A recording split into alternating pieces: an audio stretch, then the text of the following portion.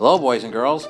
It's me, Mr. C, and I'm here today to read to you from another one of my favorite books. It's called Frog and Toad Are Friends by Arnold Lobel. This is part 2 of Frog and Toad Are Friends. So is everybody ready? Okay then. Here we go. A swim. Toad and Frog went down to the river. "What a day for a swim," said Frog.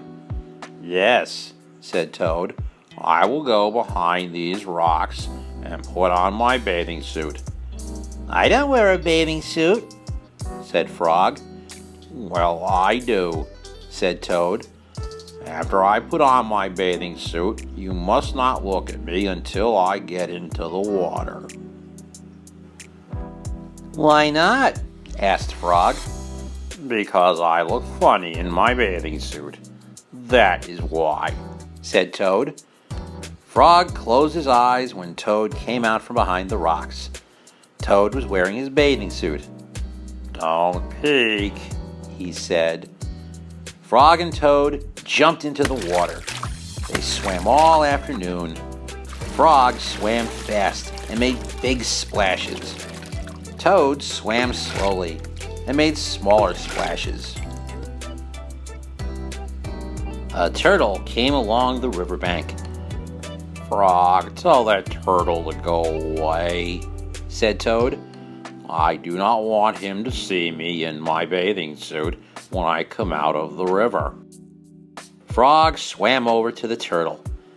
"Turtle," said Frog, "you will have to go away." "Why should I?" asked the turtle. "Because Toad thinks that he looks funny in his bathing suit, and he does not want you to see him," said Frog. Some lizards were sitting nearby. "Does Toad really look funny in his bathing suit?" they asked. A snake crawled out of the grass. "If Toad looks funny in his bathing suit," said the snake, "then I, for one, want to see him."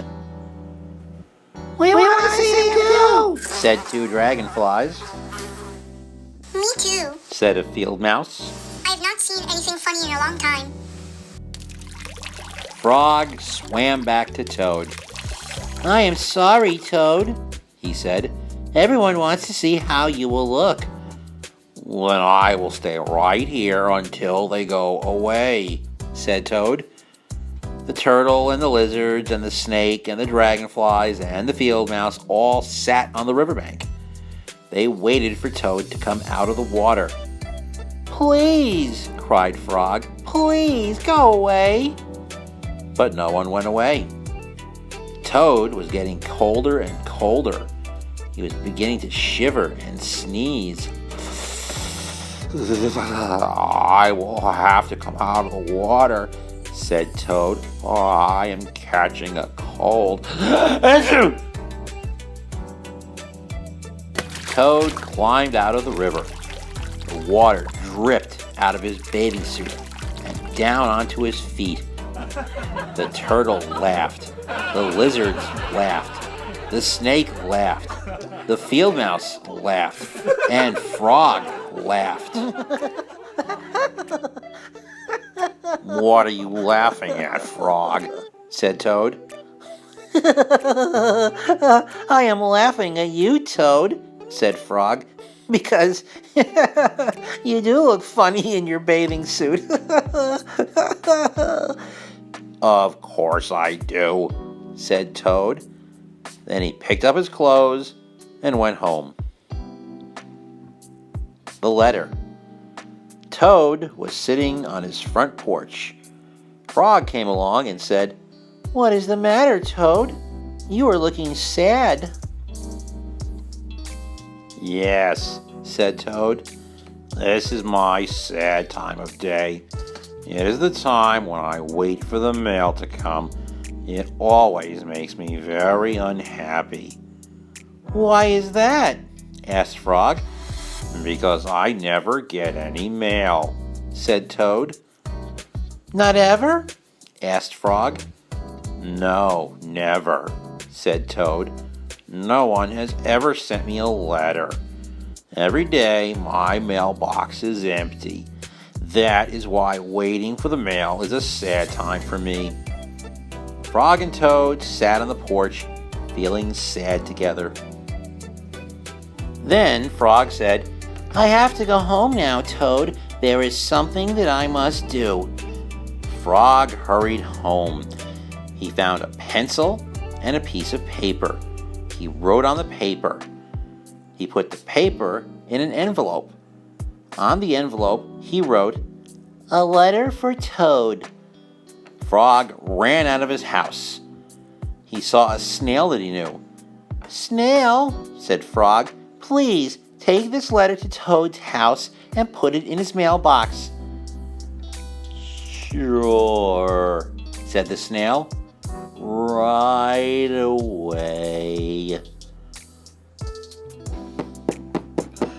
Then Frog ran back to Toad's house. Toad was in bed taking a nap. Toad, said Frog, I think you should get up and wait for the mail some more. No, said Toad. I am tired of waiting for the mail. Frog looked out of the window at Toad's mailbox. The snail was not there yet. Toad, said Frog, you never know when someone may send you a letter. No, said Toad. I do not think anyone will ever send me a letter. Frog looked out of the window. The snail was not there yet.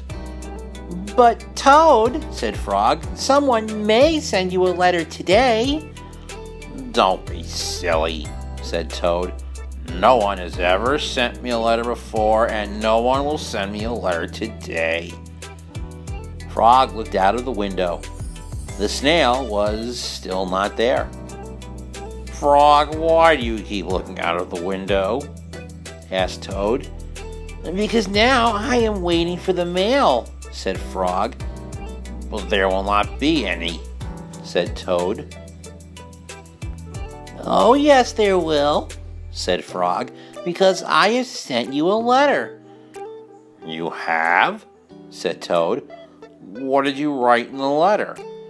Frog said, I wrote, Dear Toad, I am glad that you are my best friend. Your best friend, Frog.